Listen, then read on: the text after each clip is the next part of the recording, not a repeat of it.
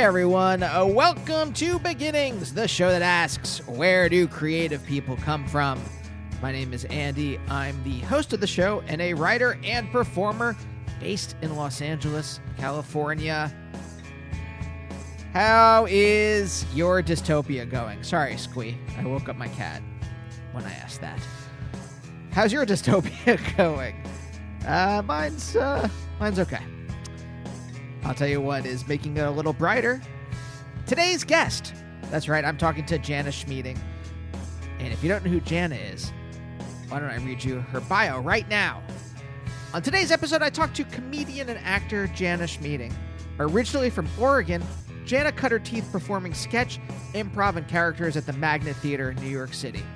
After moving to Los Angeles in 2016, Jana started the Woman of Size podcast, which she hosted until 2019, and most recently, she writes on and co-stars with Ed Helms in Peacock's newest sitcom, Rutherford Falls, which debuts on the streaming network next Friday.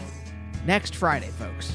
I was very excited for this because I met Jana. I used to do this podcast called Snap Impression. There's also a live show at UCB in New York where we had comedians come on and compete to do off-the-cuff impressions. It was really fun and very silly. And Jana and her comedy partner at the time, Lauren, came on the show, and they were so funny. And then we've kind of kept in touch since then and followed each other on social media. And I saw she was starring in this, and I was so psyched because she's so funny. And as I say later in this episode, just because you're funny doesn't mean you succeed in this town. So I'm very excited to see Rutherford Falls next week. And this was a particularly thoughtful episode. We recorded it. I'm trying to think of the exact timeline. It had been a week after maybe a week or two after the massacres in Georgia, but before the recent round of police violence. So obviously that was on our minds, especially as we talked about whiteness and growing up in relation to whiteness and how that also affects someone's creativity. It's also a talk. We talk a little bit more about the business, about Hollywood than I normally do, but I thought it was within this context that we're talking about. And I thought it was really interesting. Jana is super smart, and I thought we had a really great conversation, so I hope you enjoy it and find some meaning in it. If you do, my friends, and you want to check out other episodes, you can do that on all the podcatchers. I think every episode is on Spotify. Not that I endorse that as a particularly great one, but that's just the facts. Ma'am? One of the things I do, though, in this intro is I like to do a little recommended if you like. If you are here because you like Jana, maybe you will like these other people I talk to. I have talked to Adam Pally, Andy Daly, John Gemberling, Abby and Alana, Griffin Newman, Darcy Carden, Sashir Zameda, and hundreds of writers and performers and artists and musicians. So if you want to subscribe to the show, you can do that on Apple, Amazon, Google, Spotify, Stitcher, pretty much anywhere where you get your podcast from. Some amazing episodes coming up. This is very off the beaten path for this show, but I talked to Bonnie McKee, who is Katy Perry's chief songwriter. And it was actually a really fascinating episode. The lads from Chavez are coming up. Isabel Campbell from Belle and Sebastian. Oh, just today I talked to Robert Popper, who is the co-creator of Look Around You with Peter Serafinowicz and the creator of Friday Night Dinner. And he's written on so many things, including a recent sitcom. I was going to say Britcom, but a recent sitcom I really love called Stathlets Flats. So stay tuned for that. But for now, let's talk to Jana.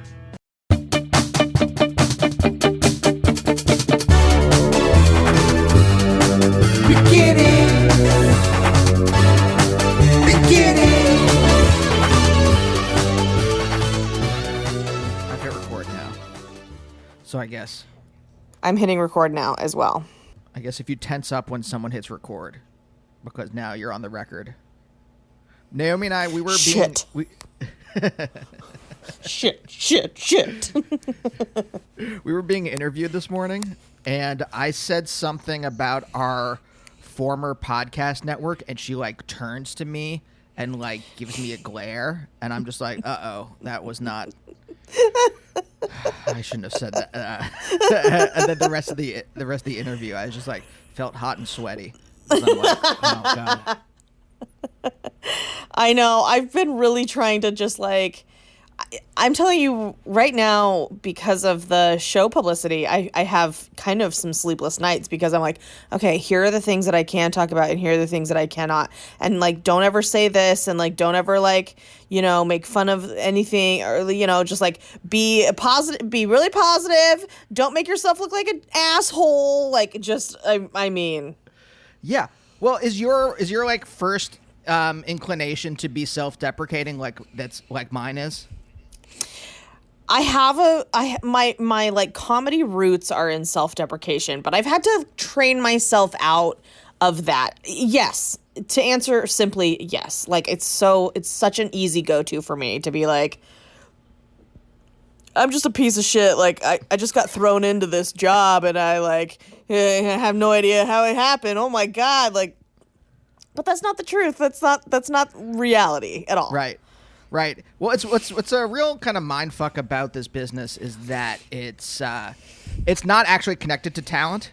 So when someone who is actually talented happens to succeed, I think that's why I was so excited to see you in this. Like I didn't know you were in it. I thought you were writing on it, but then I'm just like, holy shit. And it looks really great too. So I was really excited because we've been in this, and like whenever Naomi gets something, and it's exciting, not just because like it's exciting for her to get things, but it's just because talent is decoupled from success in this business. It really is.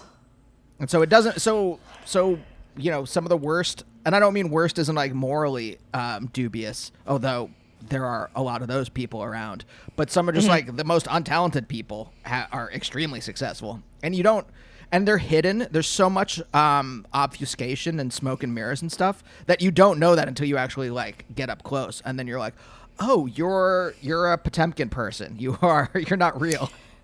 Yeah.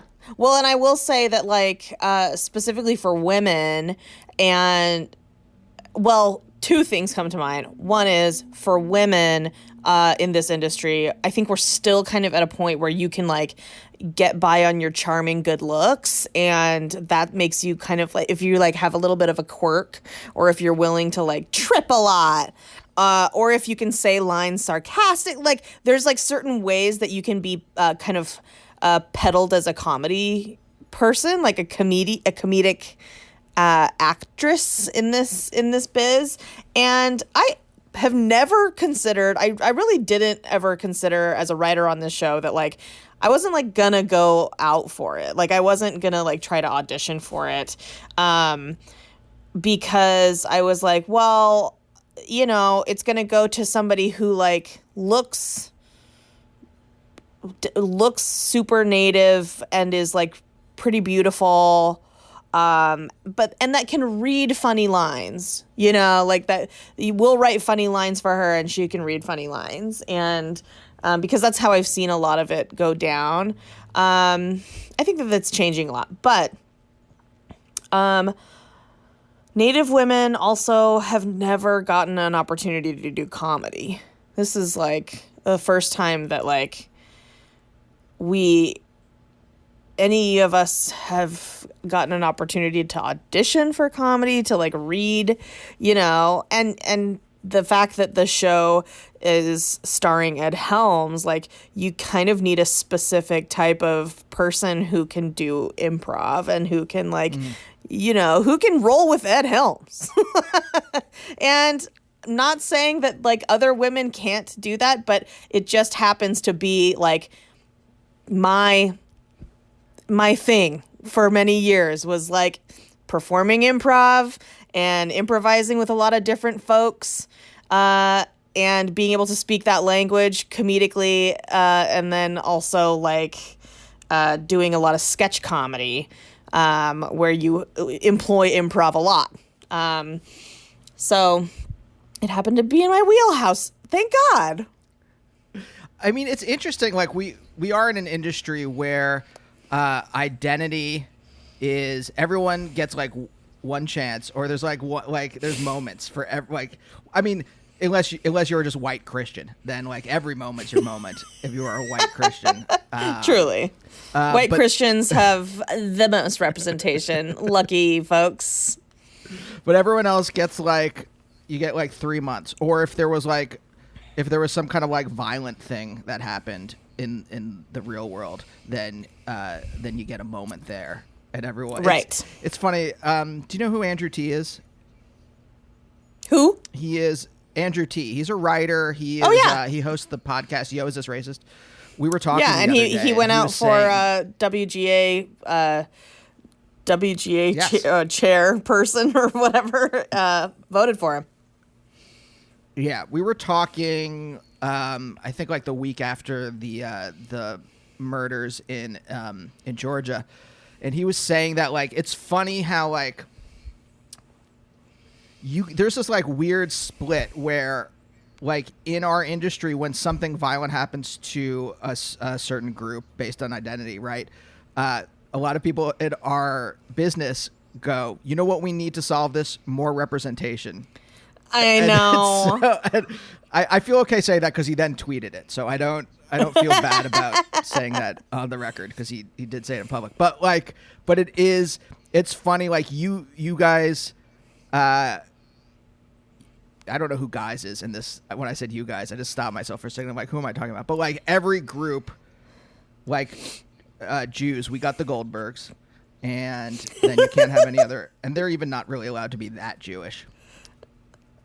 Yeah, I was gonna say they really are. Is there another one where? No, I think that was our shot. I mean, kind of. I guess I don't know. Is Curb Jewish? Maybe not. Yes, but I think I'm mostly talking about network stuff. You get like each. You get one specifically like Jewish family on each of the streamers. So Curb. Yeah. You get Larry. And then you had Transparent for a little while, where they were explicitly Jewish. I think that was the most Jewish I've ever seen anyone. You had Seth Cohen. That was very Jewish.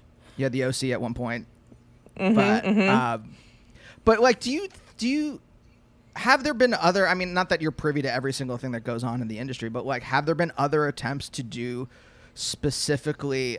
I was about to say Native American comedies. What I mean by that really is more like comedies where, you know, either the cast is specifically Native American and not just like an Italian guy, like in the 70s. No, there haven't been any sitcoms specifically that are central to Native characters. In fact, there in the States, there has nary been even a drama, which is where Native people have historically been relegated to pretty much leather and feathers, old-timey, westward expansion like era, Manifest Destiny type stuff. Manifest Destiny specifically, like kind of trauma porn, sad shit. We get like our Longmires, our Yellowstones, where we are peripheral characters to a Kevin Costner type. It's actually often just Kevin Costner. Or, there's like a small Native plot line in Kimmy Schmidt, where, a white woman plays a Native woman who leaves her community and kind of reestablishes herself as a white woman, which, has mixed reviews in the comedy in the Native community. But I will say that, this is kind of the first time that we've had, on a streamer on kind of a network in a network situation, this many Native writers in a comedy room, and that. And the story in Rutherford Falls, it centers around this friendship between a Native woman and her white friend, who are old friends. They grew up together, and there's a lot of Native jokes in it. And so it's very central to the Native experience and the contemporary Native experience.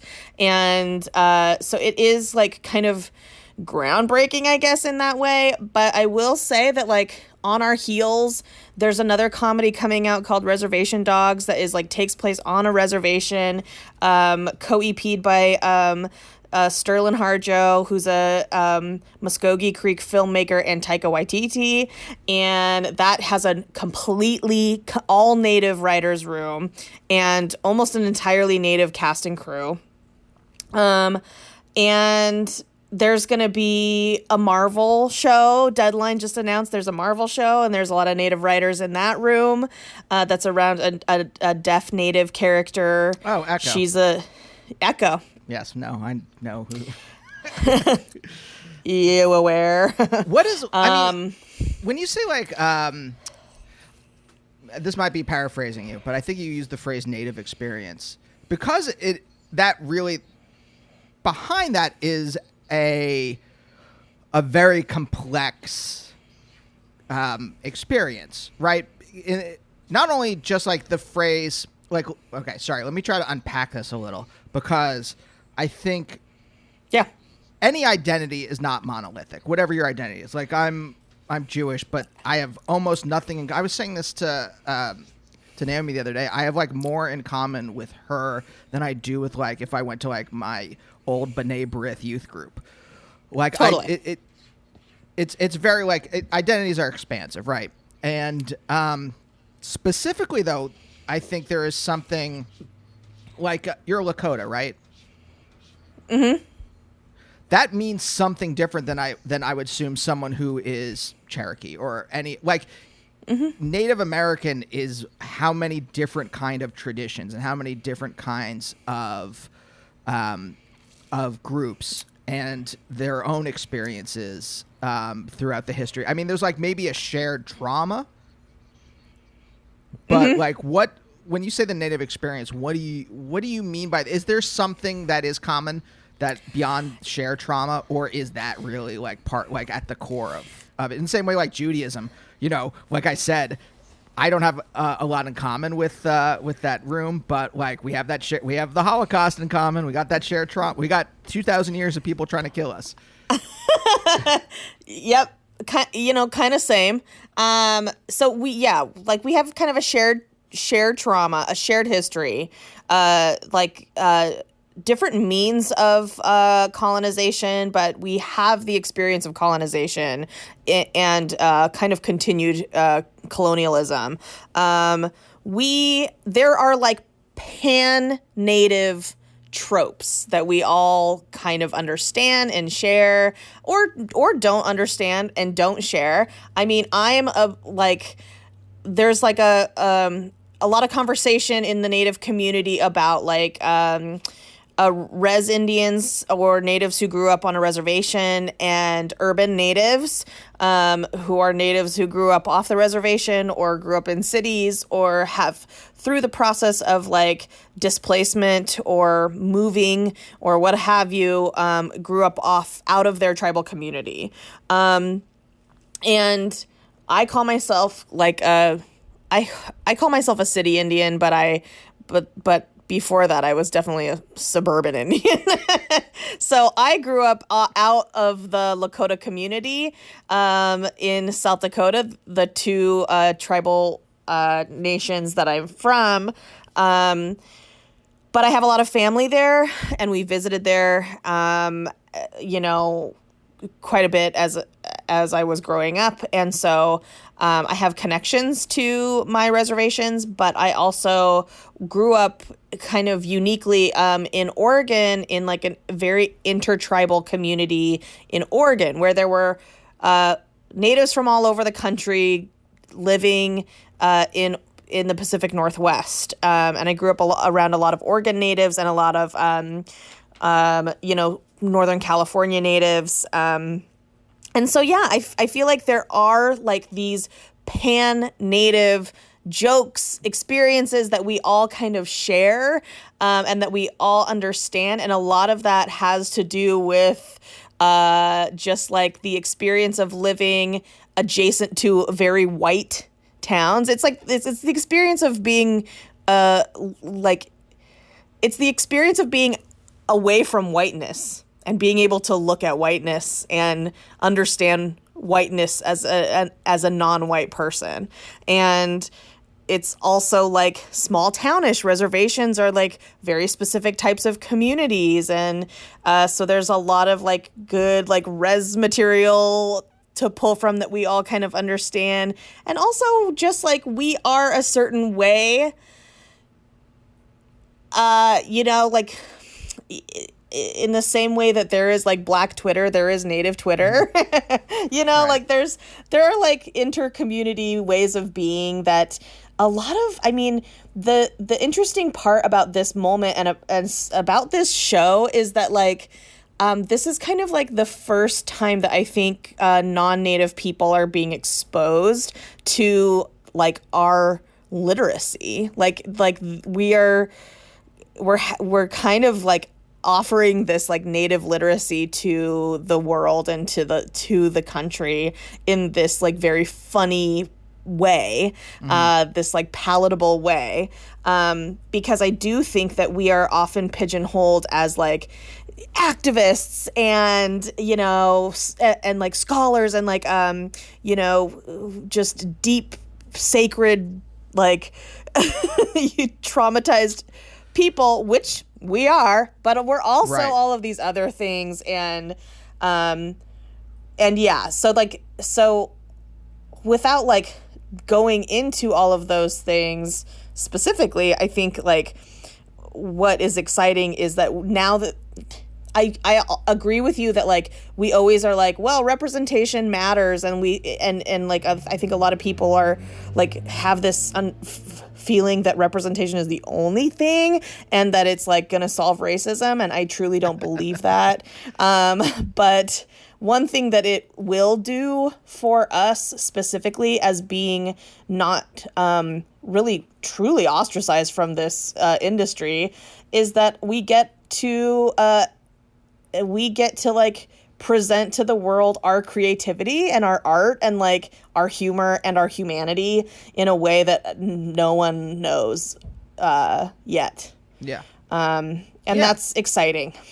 Yeah, because I mean, there is this kind of like you have the same kind of thing. Like, there's like a magical Negro trope in the same way that Right. like of the like the sacred. Sorry, my cat's tail is in my face.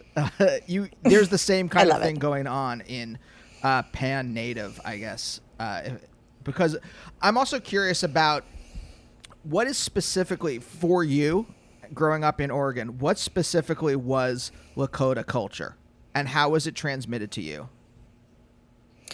Well, I was raised as a traditional dancer and raised with like traditional music and our spiritual ways. I was raised in this way. My grandparents both grew up in their tribal communities and moved away, but they were very adamant about making sure that their grandchildren could speak about our identities and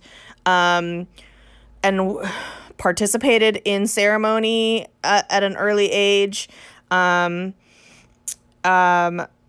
will say that like it's almost like being a Lakota person specifically is like it's like not being an American. Mm-hmm. It's like asking a Korean person, like, what is it? What makes you Korean? You know what I mean? It's very like, there's a completely different language. There's a completely different, like, a completely different spiritual spectrum of belief. And all people who align themselves on that spectrum, there's cultural specificities that are very regional also, and that a lot of the regional things that identify are things that differentiate me from being a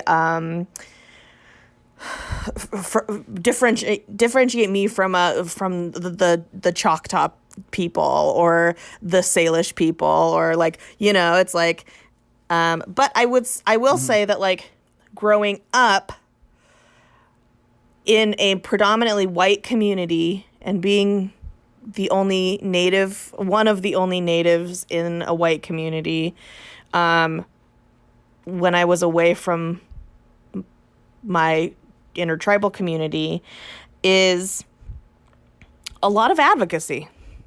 Just like kind of being raised like a little activist advocate, a lot of educating people, educating my peers, educating my teachers, educating community members, like having to do a lot of like educational labor as a young person. And then, once I became a person who was like, had a fully formed creative and intellectual mind and went to college, it was very much like, how am I going to like be an advocate and an activist and be an organizer for my community and link that with my my creative endeavors? Like, how is my identity going to live in the fields in which I'm interested in pursuing, and finding ways to like merge all of these different parts of me? And that was like a really interesting creative challenge that I feel like have been truly building to this moment. Yes. That's really why I'm interrogating this kind of thing. I mean, both to kind of understand more about where, the foundation that you came out of, but also, whenever look, let me just talk about my own experience. When you grow up in a place that is structured by hegemonic whiteness, yes, you are both structured by that whiteness, right? And in some way you are separate from that whiteness, right? You were separate from like growing up in like a very like Christian area of Pennsylvania. I am structured by that and also not part of it. So it creates this strange consciousness. And I think what I really am curious about is in the tension, I know this is a little philosophical, but like in the tension between that, I think is where there is the molecule or the space where people tend to become creative, right? And specifically, like, again, being Jewish, I think my creativity comes out in a very neurotic, anxious way. And that's why I was asking about like, and I can just point to a million Jewish filmmakers, some of them canceled, rightfully so at this point, to explain, to like show that about myself. But like that's why I was asking about though the kind of your experience and like how Lakota culture was transmitted to you, because I'm curious about like in that tension between hegemonic whiteness and how did that give you space to be creative? What is it, and what is it about, like, say, Lakota culture that gave you that contributed to your creativity? Yeah, that is that too much? That's no, not at all. I have thought about this and talked about this in my own life a ton.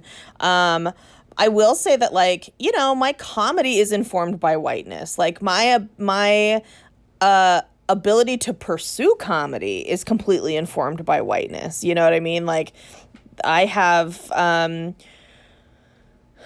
very much like I come from like a working class family of teachers and educators, and so I went to a school that was like, in Oregon, Oregon loves the Oregon Trail. Oregon loves a Conestoga wagon. And I grew up in a small, very religious, diversely Christian town in Oregon. south of Portland in the Willamette Valley. And so I would say that like my creativity was fueled by like 90s alt like Pacific Northwest culture. It was influenced by like the humor of my like family and the way in which like struggle is humorous, you know, strife is humorous. I have a story that kind of illuminates this. I feel like it's like, I'm just going to tell it, whatever. I remember when I was about 6 years old, there is like the traditional way that we kind of in modern times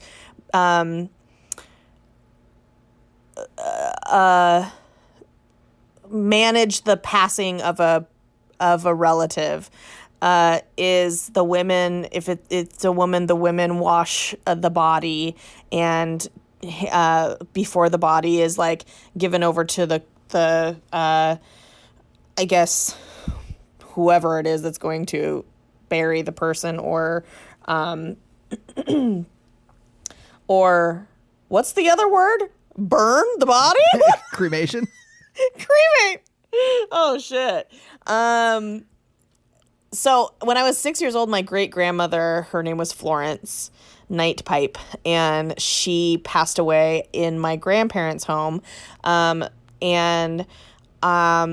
was like, I got to be around her when she was dying. I got to like go into her bedroom, and like when she was sleeping, she was like saying things like mama, mama, and like things that were like very like very fascinating, but like the death process was really destigmatized for me at a very early age, and it was very normal that we were like in her presence and like mourning this passing, but it was you know, it was slow and it was loving and it was calm, and and when she passed away, I remember, you know, being kind of sad, but not like devastatingly sad. And I opened the door to the room where she was staying in my grandparents' house, and all of the women were in the room washing her body, you know. I don't remember like seeing my great grandmother's naked body, but that wasn't the important part of it, and I think that's why. I feel like it, as if like if I were just a white person walking into this situation, I would be like, a naked old lady's body, get out of here, you know, like slam, and runs away. But like I was like fascinated. I opened the door, and they were all of my my grandma and my aunts and my mom. They were like in hysterics. They were in hysterics. Like the kind of laughter that is like the kind of laughter that you have at a wake. You know, it's guttural. It's like tears streaming down your face. I don't know what they were laughing at. I walked in mid joke or whatever was making them laugh, and I was just like, whoa. And it was just like this snapshot of what it is to be a Lakota woman specifically. This is what it is. It's like darkness and love and pain and laughter and like just like the deepest community that like I could ever experience. And then I just like left. I'll never forget it.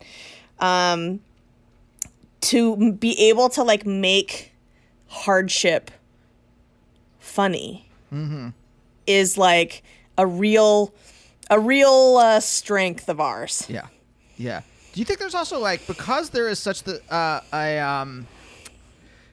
it seems like there's a comfortability with, if not death, with bodies, with having a body, right? Do you think you are? Is that? I mean, do you get that out of? I don't know how you separate it, but I'll ask. Do you get that from your culture, from Lakota culture, or or is that something maybe that's because I'm thinking about like when I think of like white Christian culture, it is just people who are completely uncomfortable with having bodies. Oh, yeah. They desperately want a soul. They desperately want souls to exist so that when they die, they can be this like bodiless thing. Yep. And I think like cultures that get othered, there seems to be a lot more comfortability with having bodies. And I have done a lot of research about this because I have a podcast called Woman of Size, which talks about weight stigma. And I've done a lot of research about the origins of weight stigma and race and the intersection between the two. And yeah, it turns out that essentially like pious Christianity in like the 19th century and advertising was essentially like the diet culture began as this response to Christianity wanting to maintain control of the body, control of the feminine body specifically, and essentially saying that like piety, controlling what you're eating, and is the antithesis to frivolity, to liberation, to sex, to gluttony, which is like all of these things that they positioned enslaved people as. So this like sits essentially body like what we would call, I feel like wrongly would call body positivity, or like what I would call like body justice, sits at the opposite end of the spectrum of essentially like anti-Black racism. And also all of that has intersections in colonialism as well, because as you know, the Catholic Church was a huge proponent of, you know, the push for essentially assimilating Native people through education and through religion. You know, there's this truly a state-sanctioned mission to kill the Indian, save the man. And of course, all of those Christian values of piety and control were happening to Native people, indigenous people in this country at the same time that food sources were being decimated. Our indigenous food sources were being decimated as another form of control and destruction. So not only were we like separated from our bodies as a people and separated from like what I would call like our body sovereignty, we were also separated from our traditional food sources, which we were in community with for hundreds and hundreds of years. These are like, not only are they like our health and wellness, our means of health and wellness and sustenance and sustainability, they're also like, you know, the hierarchy of like food and animal and like resources in the spirituality of Lakota people specifically, I'll speak to this experience only, is equal to human value. So like there is no like food chain that we're on top of. We are like right. The buffalo is its own nation. The plant are its own nation. The birds are its own nation. So like these are people that we're in community with. And so it's like an actual like a true decimation of like many of our ways of being. And so yeah, like I would say like a decolonized like mindset about the body is like, I mean, I think it's also why like natives are so good at body humor. Like we think bodies are funny and we think sex is fun and funny. And I'm sure that we have like fucking Kama Sutra kind of shit that we have practiced that we are separated from, that we have lost. You know, there's tons of shit that I feel like we have just lost. Yeah. And it sucks, but yeah, I think if we were to like completely decolonize, we would be like fine with being naked and fine with being fat and like fine with being trans. Like, you know, all of these things are pre-colonial concepts. Yeah. Yeah, I mean, to me, like, the kind of, like, the hegemonic whiteness that I referred to earlier is this very, like, it's a script that people read, and they don't want to have to think about having a body and being on Earth and being here. Yeah. And so they read this script and they try to stick to the script, and anything that deviates from that script, it is so panic inducing to them that they lose their minds. Like, you know, currently there's like this, you know, I don't know what it is specifically about this moment right now, but there are so many like TERFs and like transphobes online that are like losing their fucking minds over the possibility that like, that, I mean, we've been living with like I would say in mass culture, the idea that gender and sexuality are spectrums for, I would say, like a good decade or more now. Like, it's been, I mean, in public, right? Obviously gender and sexuality have been a spectrum forever. It's just that whether it's been a like conscious thing that people that like, you know, the person that Joe Sixpack. Let's call this the person I'm talking about, Joe Sixpack. Whether Joe Sixpack understands it or not is maybe the last 10 years, right? Or has access to that concept. But it comes out of this kind of like this extreme anxiety over the fact that like, wait, I have a choice. It's this like it's interesting how like that whiteness centers around both control and panic over existential possibilities. Because like if that's true, then you don't have to live the shitty life you're living. Like, to me, that hegemonic whiteness is such a shitty, boring, constrained existence. Oh, it's so limited. It's so limited in its worldview. And I hear this kind of this thing. I find like, to speak to that a little bit, this like limited understanding of humanness in white culture.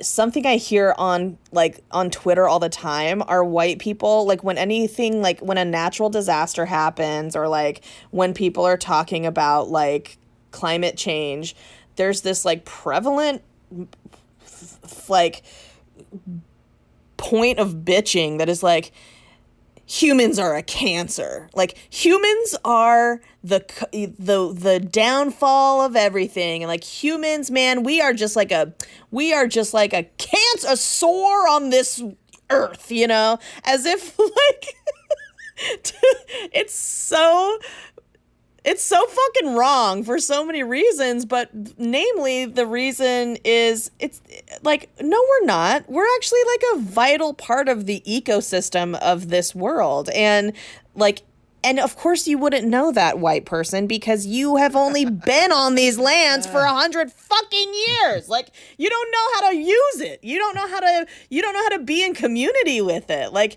you don't have like thousands of years of experience cultivating this land and working with the land and like understanding its forces and its balance to pull from. So you're coming from a very immature point of view. Yeah. And we don't have to be a polyp on this earth. We're not a cancerous mass. Like, we do not have to live like this. We are, because it is the way that we have like come to be at this point.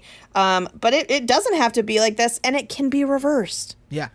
Yeah. I used to teach this environmental philosophy class about 15 years ago now. And the main thrust of the class was discussing how like there is this definite kind of conceptualization of humans that's apart from nature. When that's not, you don't have to conceive of us like that. We are from nature. And or like the idea that like man-made is something like a skyscraper is something wholly artificial. I mean, it's artificial, but we are natural beings and it comes from us. So therefore this whole it all is holistic, right? It's all part of the same. It's all part of the same system. And I remember the students being like really like blowing their minds that that humans are not some separate category. Yeah, I think that like the separation from the separation of humanness from other living things is really I'll use the word problematic, but even more so is the hierarchy that we have placed ourselves as kind of like the hierarchy of humanness in terms of our importance in ecological structures is really unfortunate because then we're just consumers. We aren't really built into this gift economy that is the earth functions as like this author. I can't remember her first name. Her last name is Kimmerer. She is a native woman, an Ojibwe woman who is a botanist, and she calls the kind of economy that plants offer a gift economy because they're just giving. And like, if we can imagine that we are part of that economy, what are we giving? What are we giving without expecting something in return? And I think that when we place ourselves in this hierarchy where like, well, our lives are more important and they rely on us, it's like, oh God, no, we've got it all backwards. We're completely fucking backwards right now. And we're taking ourselves away from like the responsibility of offering anything in return to the world. Yeah. I mean, how much do you think you were also structured by growing up capitalism, specifically, I guess, the kind of like super toxic neoliberal version that we all grew up in? Because like I'm curious if you were at all in any way resistant, because I was and wasn't. Obviously, I was enough to like later on recognize this stuff and, end up being socialist and being pretty like progressive politically. But like when I was a kid, it got in my head without me knowing it in a really deep way where I couldn't consider gifts as gifts. Everything was transactional, and it took a long time for me and I'm still trying to get out of that. I even just talked about it in therapy on Monday. That still in my mind, I have a real difficult time accepting gifts, accepting compliments, giving gifts. No, actually, I'm okay with giving gifts. But like, do you know what I mean? Like the transactional, like that kind of like deeply toxic way of seeing existence as being all transactional in some way really fucked me up when I was a kid. And I'm wondering, were you resistant to that at all? I will say that, like, I grew up in a pretty, I guess I would call it like a pretty colonized environment and way. And so, like, I wasn't really, like, tapping into my anti-capitalist roots, like, really early, but, like, for sure was exposed to it when I was around, other Native organizers, like very much exposed to like leftist rhetoric and, decolonial rhetoric, like earlier than probably most. But I will say that like there were ways of being in community with other Native people that like imparted a lot of these values on me early on that were like not necessarily directly related to capitalism specifically, but certainly like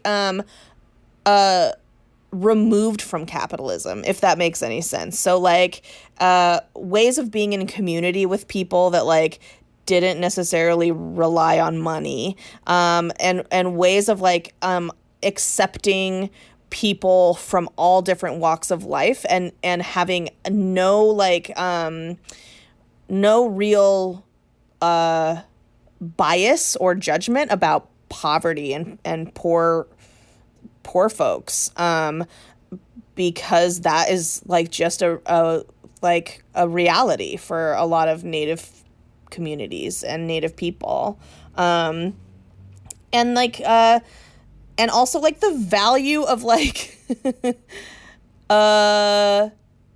work but also not working. Like I guess there's like there's interesting things about, I think, like being separated from capitalism. Like for example, like I don't really feel like I had like a lot of financial literacy growing up. Like saving money was never really like an important thing to me, or like having a ton of savings was never like, I was never like, oh, it's fine. Like money is for our comfort. Like money is there for us to spend, and we spend it on each other. And like, you know, but I think also that like really kind of made it really hard for me to navigate things like insurance and like, you know, just like money management and, you know, fucking things that you have to navigate living in a white world to like be on the map at all. But there are just, I think that like, I still reckon with it. And I think a lot of Natives do. And I think that like, it's something that is really challenging to kind of, I think it's challenging for all of us, honestly, like right now in this moment, to not only be reliant on this like neo-lib fucking like the politics of like choice and like having to choose between like are we gonna like deal with our shitty immigration policy, or are we gonna like get some gun control laws like on the books? Well, we can only have one in this like Senate.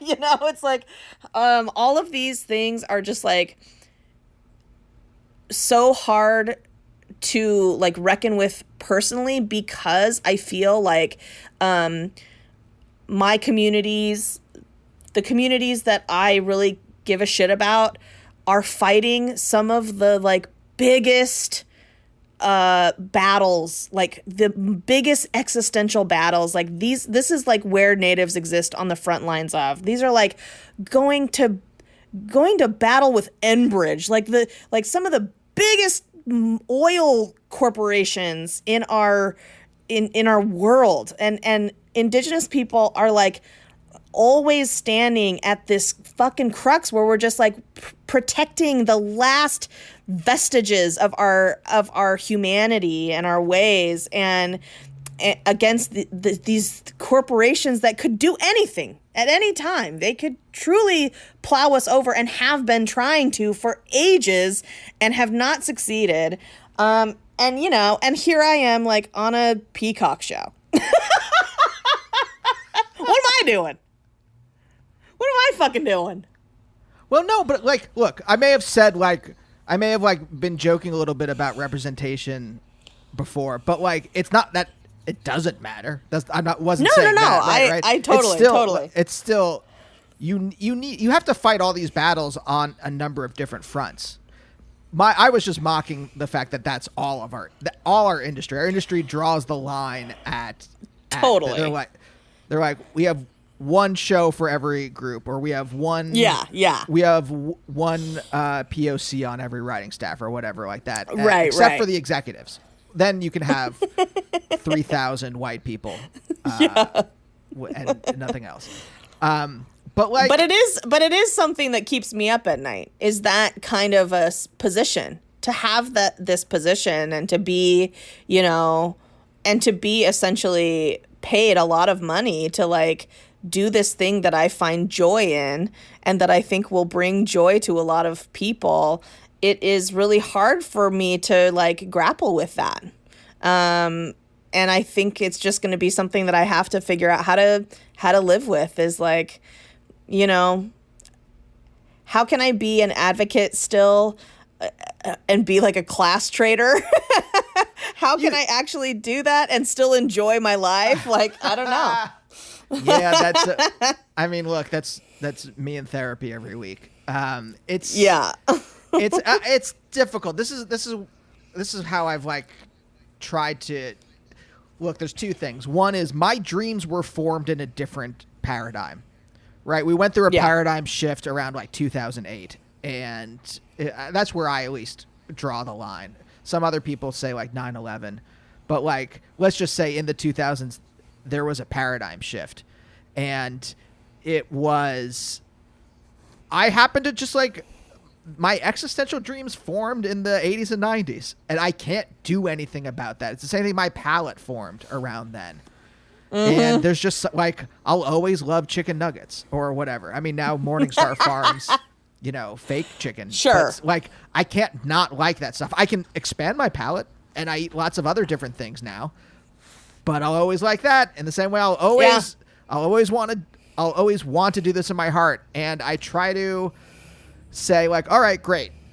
Well, then I just won't betray my moral core in being in this business. And there are just things I won't do. And I've not done those things. Anytime, you know, I've at cost to myself, I've walked away from things that, because I thought it betrayed something. But also, like, I volunteer. I'm in DSA. I'm on the Immigration Justice Committee. We are on the front lines of immigration justice here in Los Angeles, and I do good stuff there too. So, can. Yeah. I think it doesn't totally get rid of whatever that guilt is. At least for me, it hasn't. But I think it is just like, well, that's my situation, and I can't fight it that much because it takes too much energy to keep fighting that. As long as again, I stay true to myself and I use my spare time to do other good things too. Yeah, I think that's kind of where I'm trying to go, is like separating my creative endeavors from my political endeavors and being able to like always be active in both. And I have succeeded in that for the majority of my life, and I still feel like I can participate in my efforts and uplifting my community. And my hope is that this show will truly just allow us to laugh, which is something that, quite honestly, we haven't really been allowed to do. So yeah, that's important to me. We're close to the end, and I am curious. I want to go back a little bit to the idea, like, in this space of like where you became creative. Something that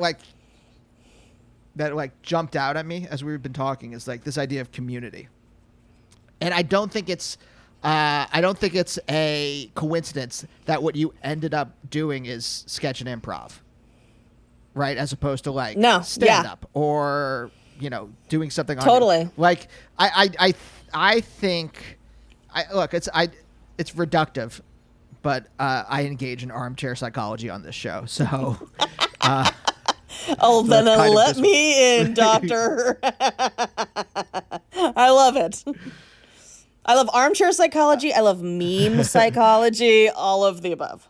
Yeah. So you tell me, like, how much do you think of that idea of community then has fed into how you want to create things, or the stuff that you want to get out of being a creative person? I think it's a lot. I take my comedy collaborations like pretty seriously. I mean like as serious as one could. I like have been doing having uh theatrical and comedic collaborations my entire life. I have been making like dumb parody commercials with my sister since we had access to a VHS. We used to turn like native like legends into like live action video home videos. Oh my God. We have some dumb good shit like from childhood. But then we started pulling friends in, and like the friends who would click comedically, like we would start making stuff together, little videos together. You know, to me, the joy of comedy and of like creativity is in the collaboration. It's in the like community building that happens. It's like the friendships made. It's like the process itself is so engaging. And I do think that is like a huge part of who I am as a Native person, is like a community builder and like a person who wants to exist in a creative community that is always collaborating, that always has projects, always has plate spinning. And Native people are like that. We are a fucking creative group of folks. And, you know, we have Indian Market every year in New Mexico, and that's like a huge like thing that everybody wants to go to. We have like powwows where folks get to dance and sing and like really like and you know, it's like it's design, it's fashion. We have everything. We have musicians, we have so many people, and now we have like comedy that is on like. We've always had comedy, but now we have like network comedy. I mean, I think that like the world is kind of about to see like how creative Native folks are. And part of the joy of working on this show specifically was the fact that we pulled a lot of different creatives in to the design process and to the like it from down to like the music is a collaboration between like the composer that Mike Schur uses on a lot of his shows and these First Nations dudes who are musicians and DJs. And it's just like honestly, it's like I get off so much on the process that like the product, the fact that we get to watch this show on the 22nd of April is like, cool, it's so exciting. But the process was like why I'm in the game. Like, and it was so much fun to like work collaboratively with other Indians around comedy. That is something I've never gotten to do. So yeah, I think I think like Native people like have a lot of the skills inherently to function in this industry really well, but you can tell just by the systemic issues for any folks of color to get their foot in the door in this industry, how deeply that barrier exists for our people, and hopefully people will start to see with the shows that are coming out this year and next year, like people will start to see like what attributes we are bringing and the different kinds of stories that we're bringing to the field. Hopefully the door will open up a little bit more for us. Was there like, were you able to just like dispense with, I know that like friends of mine who might have been the only POC in a writer's room, they often get either ignored or they get if there's a character of color, everyone turns to them as like, are we okay to say this thing? Yeah. And I have to imagine that there is, if it's in any room where it's predominantly POC, that like you can get rid of a lot of shorthand too with talking and collaborating. You don't have to like spend your time like explaining a term to like the 30 white. It's like when I was growing up, like again, like I'd have to explain Hanukkah every year. I'd have to explain, why am I eating matzah every year to every, like, yeah. You do a lot, like you said earlier, you do a lot of explaining to people. Yeah. A lot of literacy building. Yeah. And that was like definitely something like that we didn't really have to grapple with, although we had a pretty diverse writing room. We only had one white dude in our room, and he was a upper level writer, like who had been friends with Sierra, who was our showrunner for many years. They worked on Superstore together. So like he was her Ed Helms, you know, in this, if I'm to use this like show structure. But it was fucking awesome. Like the points that we are explaining these things to Mike Schur and Ed Helms, you know, like how fun to be able to be like, no, this is why this joke would not work, you know, like, and also the diversity of natives in our room was pretty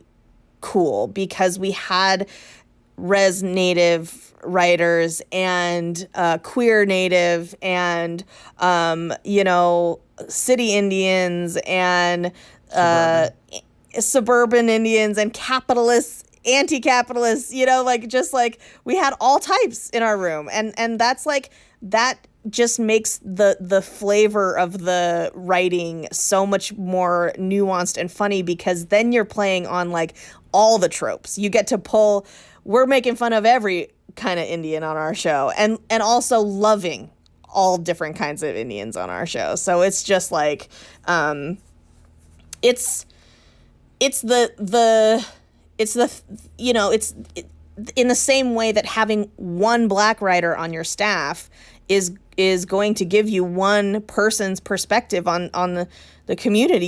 You only get to tap into one person's jokes. Right. You know, it's a real unfortunate fact that like that tokenization happens because you're missing out on a lot when you do that.